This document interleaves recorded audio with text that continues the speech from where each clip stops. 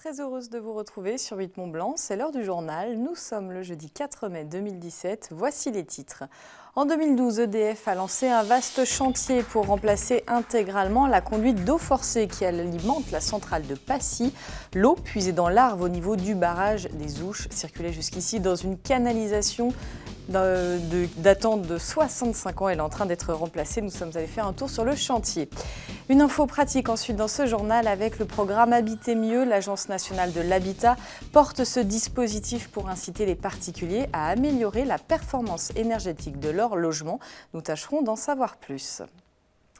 C'est donc un chantier atypique que nous vous proposons de découvrir maintenant, le chantier du remplacement de la conduite forcée de Passy. Il avance bien, un projet vieux de près de 10 ans nécessaire pour donner une nouvelle jeunesse à l'installation mise en place depuis 1951. Près de 60 millions d'euros ont été investis pour que l'usine garde le statut de centrale de production d'électricité la plus importante du département. Petite visite avec Emmanuel Jaude. Débutés en 2012, les travaux de remplacement de la conduite forcée de la centrale hydroélectrique de Passy arrivent à leur phase la plus cruciale. Construite en 1951 à flanc de relief, l'installation se devait de faire une cure de jouvence. Après quelques années d'études, il a donc été décidé de créer une toute nouvelle conduite, souterraine cette fois-ci, pour plus de sécurité. Ce sont des travaux qui sont délicats, parce qu'on est sur un versant, comme vous pouvez le voir, qui est très pentu.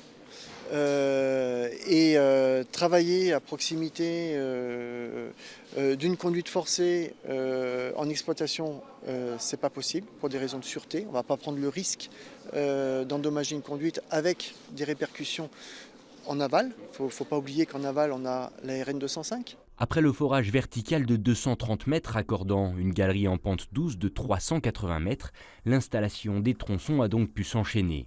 Aujourd'hui, cette toute nouvelle conduite forcée est donc mise en place, mais reste encore à la raccorder au réseau existant. Ce qui nous reste à faire maintenant que la conduite a été mise en place dans le puits, c'est de la faire monter vers le haut pour pouvoir à terme se raccorder avec la conduite forcée existante et qu'on gardera en l'état après les travaux. On est encore dans une phase de préparation. À partir de fin août de cette année, on va arrêter les turbines qui sont en bas, on va couper la conduite existante et on va pouvoir raccorder le nouveau tuyau. Le but, c'est de pouvoir produire de nouveau au printemps prochain, en printemps 2018. D'un coût de près de 60 millions d'euros, la centrale hydroélectrique de Passy, la plus puissante du département, devrait donc retrouver son rythme de croisière d'ici avril 2018, produisant assez d'électricité pour alimenter un quart de la population haut-savoyarde. Un mot sur le scrutin de dimanche. Avec l'élimination des deux grands partis lors du premier tour de l'élection présidentielle, le PS et les Républicains, les bureaux de vote manquent d'assesseurs, un rôle souvent assuré par les militants. En Haute-Savoie, une quinzaine de mairies auraient signalé un besoin en ce sens pour le dimanche 7 mai. Certaines communes comme Remilly font appel à des bénévoles, d'autres aux employés municipaux. Les maires ont aussi la possibilité par la loi de réquisitionner des électeurs si besoin. N'hésitez pas à vous faire connaître auprès de votre bureau de vote si la mission vous intéresse. Sachez, pour qu'un bureau puisse ouvrir, il faut au moins 2 assesseurs, un président et un secrétaire. Dans l'actualité sociale, 79% des employés de l'agence de Pôle emploi de Chambéry-le-Haut étaient en grève aujourd'hui. Au centre des revendications, le changement de bâtiment vieillissant. Il provoque, selon les travailleurs, des pathologies liées au syndrome du bâtiment malsain. Si ce matin, ils étaient quelques-uns à tenter de faire connaître leurs difficultés devant la direction au Bourget-du-Lac, ils attendent toujours le retour concret de leur hiérarchie. On écoute une réaction recueillie sur place par Emmanuel Jaude. En fait, on se réunit parce que ça fait 3 ans et demi qu'on a des soucis au niveau de nos locaux. Donc il y a eu plusieurs fois des analyses de fait, il y a eu des travaux de fait. La direction régionale a pris en compte nos demandes et nos soucis. Mais aujourd'hui, on a un syndrome de bâtiment malsain qui est inexpliqué au niveau scientifique. Au niveau scientifique, il n'y a aucune explication. Et on se retrouve avec des pathologies, avec des personnes qui sont malades dans l'agence depuis plusieurs années parfois, avec une grosse angoisse parce qu'on se dit que ces maladies, ces pathologies aujourd'hui ne sont pas graves, mais qu'en sera-t-il dans quelques années. Aujourd'hui, on a une solution qui nous a été proposée oralement de relogement à partir de fin août. Donc il resterait quand même 4 mois à tenir, ce qui nous paraît très compliqué aujourd'hui.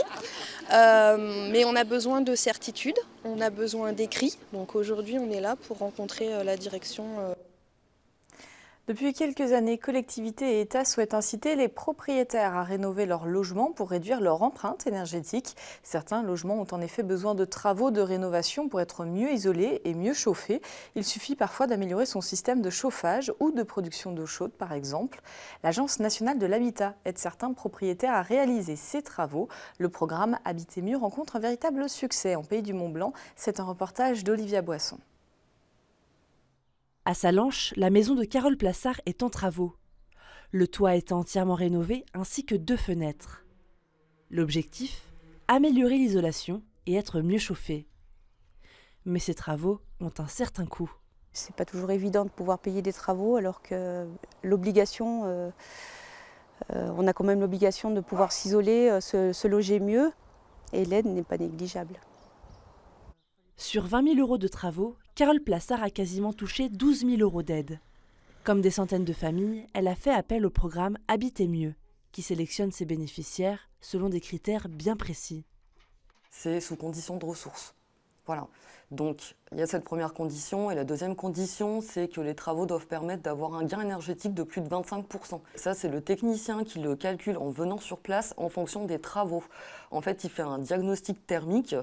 Et donc, en fonction des travaux prévus, ça donne des gains pour chaque poste.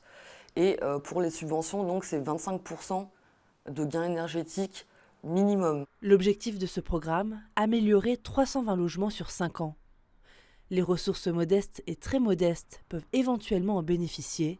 Au-delà de l'isolation, d'autres travaux sont possibles, comme l'amélioration du système de chauffage ou le remplacement de la chaudière. C'est relativement simple puisqu'ils nous contactent soit en venant en permanence, soit par téléphone, soit par mail. Et puis, du coup, nous, à partir de là, on fait étape par étape. Donc, on vérifie les ressources, on fait la visite, on fait signer les formulaires de demande de subvention, on monte le dossier administratif et on l'envoie aux financeurs. Toutes ces démarches sont encore accessibles, mais pour une durée limitée. L'opération dure en effet jusqu'en 2021. En bref, la Banque alimentaire de Savoie recherche des bénévoles. Des journées de recrutement sont organisées les 6, 10 et 11 mai prochains. Depuis la loi contre le gaspillage alimentaire, son activité s'est effectivement beaucoup développée. L'association recherche donc des bénévoles pour récupérer, trier et préparer ces denrées du lundi au samedi dans son entrepôt à la Cassine.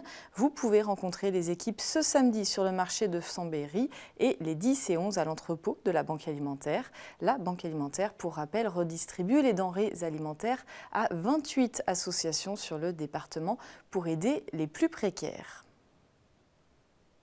Et puisque l'on parle solidarité, je vous propose de nous quitter en images et en musique avec le concert joué hier soir à Annecy, un concert organisé par le Club de la Presse des Pays de Savoie, un événement organisé à l'occasion de la Journée internationale de la liberté de la presse. Les artistes ont joué bénévolement devant une salle Pierre Lamy bondée, vous le voyez sur ces images de Pauline Courceau, à l'affiche Niskens ou encore Monique Tréhard. Je vous laisse en musique, c'est la fin de cette édition. Merci de votre fidélité, merci à toute l'équipe, à demain. Fast, so fast.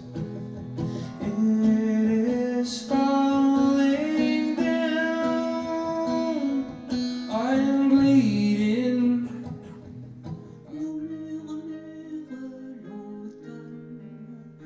La liberté, l'égalité, la